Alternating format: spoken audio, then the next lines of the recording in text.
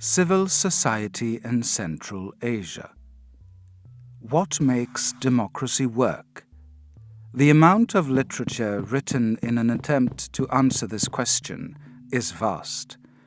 Many conclude that there is no way of finding a single answer, but the common perception is that civil society is an integral part of a functional democracy. Thus, after the collapse of the Soviet Union, the international community encouraged countries in Central Asia to develop a strong, representative and inclusive civil society to smooth the transition from totalitarian to democratic regimes. However, 3 decades later, civil society in Central Asia did not form itself as expected. Every country in Central Asia chose their own way of transition and their stance on what civil society should look like. For example, civil society is extremely limited in Turkmenistan. In Uzbekistan, civil society became a tool of the state to exert its power over people. Kazakhstan has imposed strict regulations on how civil society functions, while Kyrgyzstan initially welcomed the idea of a strong and vibrant civil society, but has been attempting to impose restrictions over the past 2 decades. What is civil society after all?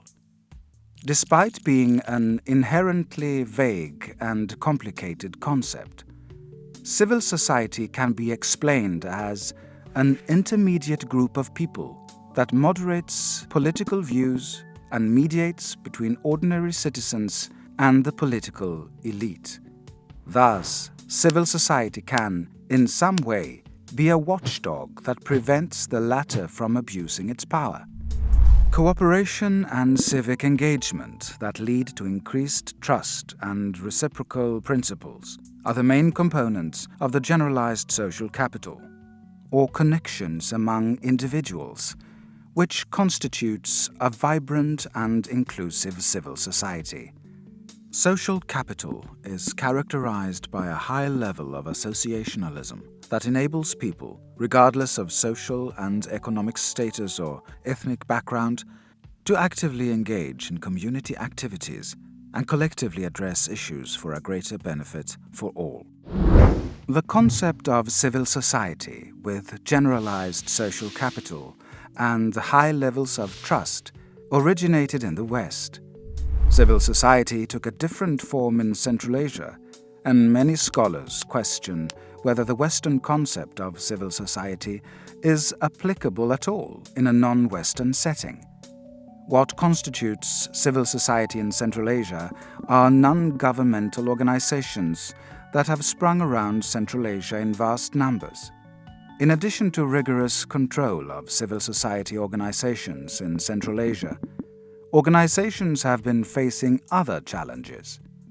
After the enactment of foreign agent law in Russia, some countries in Central Asia have followed or attempted to introduce similar laws. These attempts gave rise to increased hostility from the public, as well as from state agencies, who have become even more suspicious of civil society organizations and have labeled them as foreign spies and enemies of the nation. Civil society organizations are also criticized to be unrepresentative of populations, led by few professionals, politicized, detached from reality, as well as led by the interests of international organizations in a given country. Scholar Yulia Shulte refutes arguments against civil society organizations, stating that the criticism addressed to civil society in Kyrgyzstan is not the fault of organizations per se. Rather, it is the governments who failed to implement democratic reforms and lacked a vision of a governmental and social structure that would ensure social development, let alone consolidate the principles of democratic governance and culture. Social processes that took place in Kyrgyzstan since the 1990s up until now have always been critical and resulted in social disintegration and absence of social responsibility or public trust.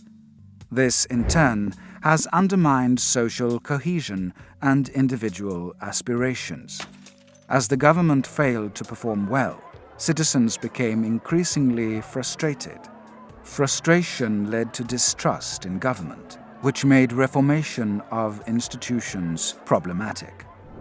It is often implied that civil society is a cornerstone of democracy, but there are other theories about what drives democracy forward.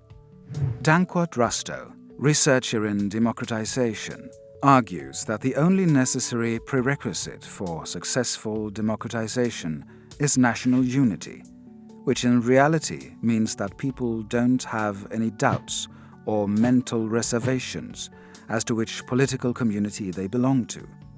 Or in other words, people organize around common values that are based on inclusivity and aim to bring benefit to all. National unity is also a necessary precondition for social capital to emerge. What is interesting is that the existence of national unity implies that no minimal level of economic development or the level of societal difference is necessary as a precondition to democracy. Over the past 3 decades, each country in Central Asia has introduced nation-building policies to identify themselves as political entities and unify different communities residing within their borders. These policies are based on histories and legends around figures such as Tamerlane in Uzbekistan, or ideas of common home such as in Kyrgyzstan.